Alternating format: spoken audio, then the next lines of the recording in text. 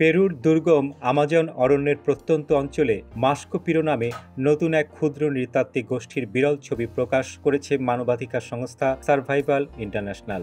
জুনের শেষ দিকে ব্রাজিল সীমান্তের কাছে দক্ষিণ পূর্ব পেরুর মাদ্রে দে দিওস অঞ্চলের একটি নদীর তীরে তাদের ওই ছবি ধারণ করা হয়।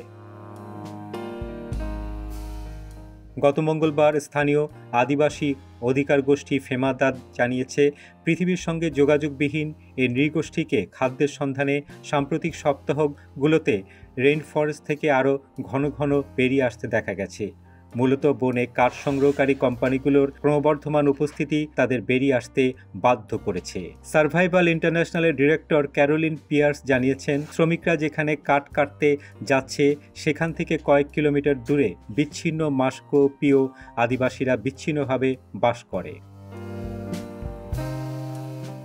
মন্টে সালভাদো নামে ইয়েন জনগোষ্ঠীর একটি গ্রামের কাছে সম্প্রতি 50 জনেরও বেশি মাস্কো পিরো জনগোষ্ঠীর মানুষকে দেখা গেছে।